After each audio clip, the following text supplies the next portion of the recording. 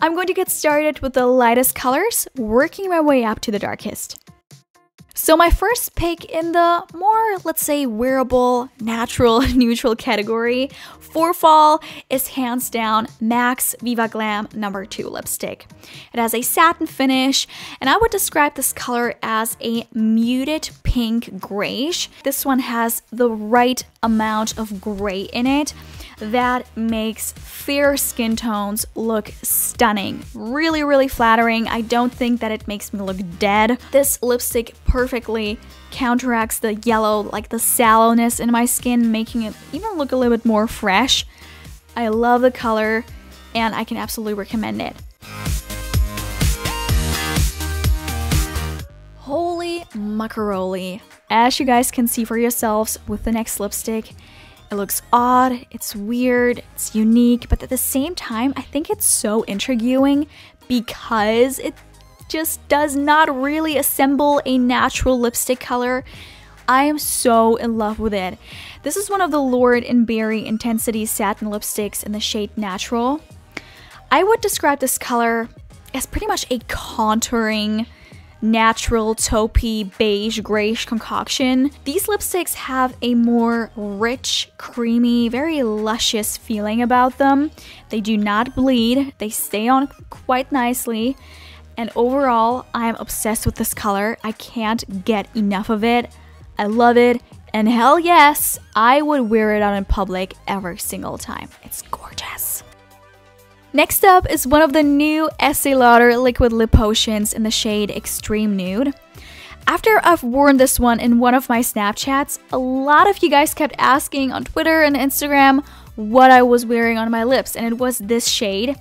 I would depict this shade as, let's say, for a fair-skinned girl, like a perfect 90s brownie nudie color. The unique thing with the new liquid lip potions is that I would describe them as a better traditional liquid lipstick. You are not going to get dried out, flaky lips with these ones because they feel so smooth and hydrating, while at the same time they're going to give you that liquid lipstick-esque finish. They're not completely matte, they have just a little bit of a sheen to them, so if you want this flat out matte lip, you can absolutely blot them down with a tissue. I'm just in love with the formulation because you will not feel them on your lips at all. They're completely comfortable, hydrating, yet pack a punch in the pigment department. I wonder if some of you guys were already contemplating on whether I was going to mention this color. I'm talking about MAC's Heroine lipstick. Come on, how can I ever live without this color again? I'm not over-exaggerating, it's just that I have become so incredibly obsessed with this particular shade of magenta that I just love to wear it. I have gotten completely obsessed with it, and I have been certainly talking about it on my channel for quite some time. I'm not sure, but I think my obsession with this color comes down to it being very unique. It's not too blue, it's not too pink, nor too warm, nor too cold. It's a very true magenta that I love, and I've been wearing it with a tan as well as without. As you can see, I'm white as a ghost at the moment, and I think it looks absolutely stunning still. So all I can say is you guys need to go out to the next MAC counter and get yourself some Heroine because it's life-changing. I'm obsessed.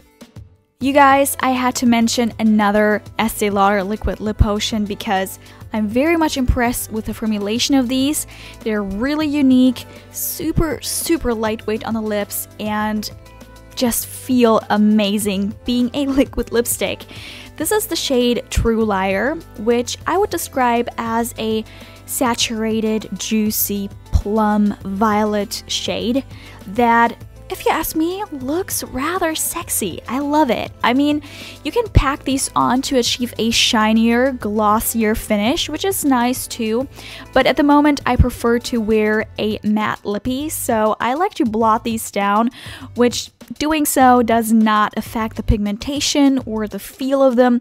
You just blot down the shininess and you're left behind with the saturated pigment.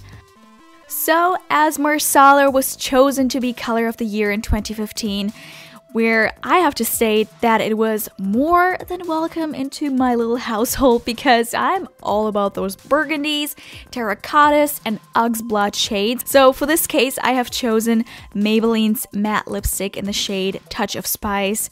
It is a pretty spot-on marsala color, I have to say. It has the right amount of terracotta and red. These do not feel drying nor emphasize dryness, like fine lines on your lips at all.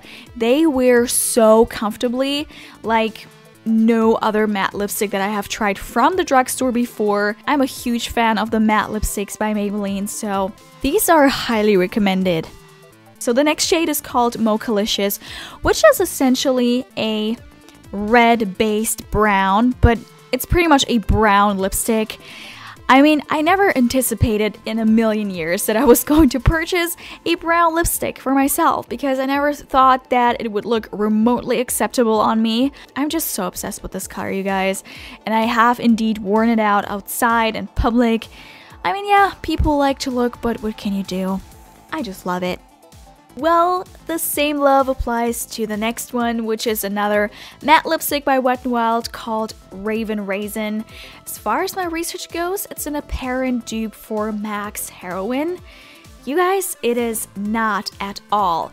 It has the same color spectrum. I mean, it's a violet deep color, but it's not magenta-ish at all. This one has more of a deeper, darker base compared to MAC's Heroine. I love it, and I have to wear it out even more, so I cannot wait for fall to approach, to be honest. My next lipstick favorite is, who would have thought, another liquid lipstick, but this time it has a traditional classic matte finish to it, which stays on the entire day as far as I can tell. This one is a concoction between a classic just ox blood and some deep plum. It's really unique. It looks absolutely gorgeous, really flattering, but certainly dramatic on my very fair skin tone, but I don't mind, to be honest. All in all, I'm very much obsessed with the formulation of these. They're highly recommended. And to finish off this way too long lip swatch video already, I had to mention my last favorite, which is, of course, another Wet n Wild matte lipstick as you do.